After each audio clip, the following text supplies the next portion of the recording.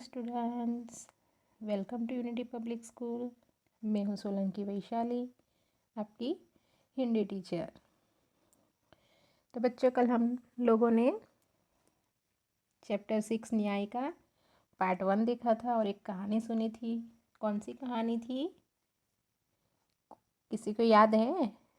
Yes, Tenali Raman की चतुराई, या तो फिर राजा का हृदय परिवर्तन, या तो न्याय। तो कल हम लोगों ने देखा कि अली ख्वाजा है, वो हज से आता है वापस, अपना तेल का डिब्बा लेता है, लेकिन उसको उसके अंदर उसकी सोना मोहरें नहीं मिलती हैं।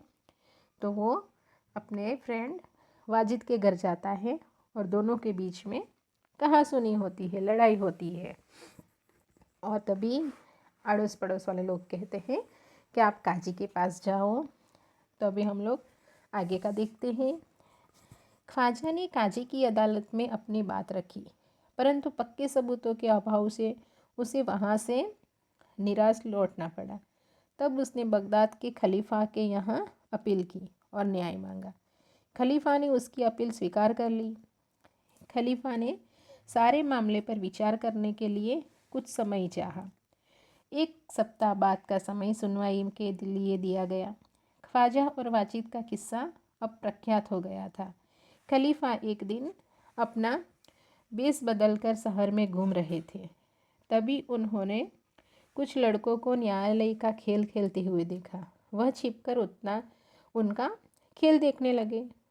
उन्हें लगा कि जो लड़का न्यायाधीश बना है बड़ा समझदार है, वह जिस तरह न्याय कर रहा है बिल्कुल ठीक है। इसलिए उन्होंने उस लड़के को अपने पास बुलाया और उसका नाम पूछा। लड़के ने कहा, मेरा नाम हसन है।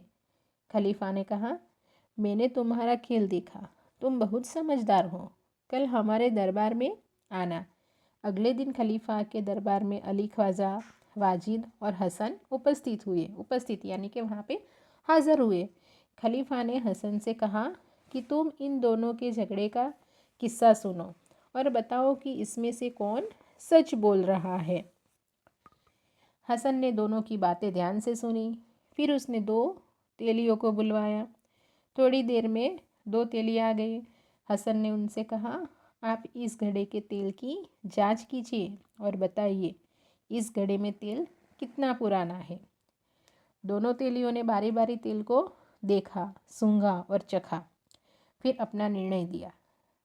एक घड़े का तेल 2 महीने पुराना लगता है, इससे ज़्यादा नहीं, वे बोले। आपको समझ में आया? उन्होंने सूंघा चखा क्यों? क्योंकि आप लोग को भी घर में मम्मी होती है ना, तो देखना वो लोग भी अगर कोई चीज़ लेते हैं ना तो उसको अच्छी तरह से देखेंगे पहले, क्योंकि उन लोगों को पता चल जाता है कि चीज़ कितनी पुरानी है।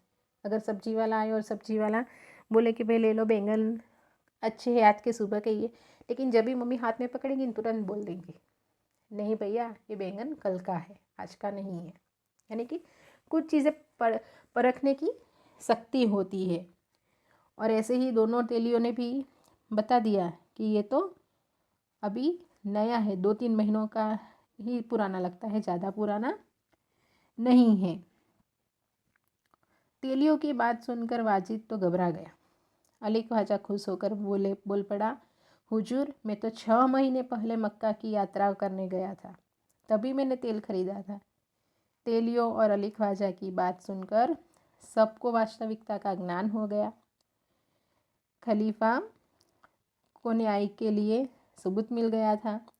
खलीफा ने हसन को धन्यवाद दिया और वाजिद से कहा कि आपने अली ख्वाजा के घड़े से तेल और मोहरें निकाली है, आप उन्हें वापस कीजिए और चोरी और विश्वासघात के अपराध की सजा भुगती।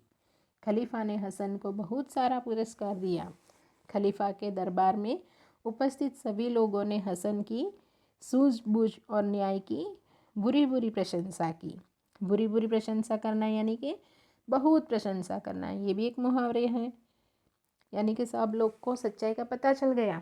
हसन ने तो अपनी चालाकी से क्या किया, दोनों की बातें पहले तो सुन ली, फिर उसने सोचा कि अभी सच्चा न्याय उन लोगों को देना है, अगर खलीफा को, अपने ख्वाजा को। तो उसके लिए मुझे तेली को बुलाना पड़ेगा। तो उसने 2 तेलियों को बुलाया और दोनों तेलियों ने बारी बारी तेल की परख ली।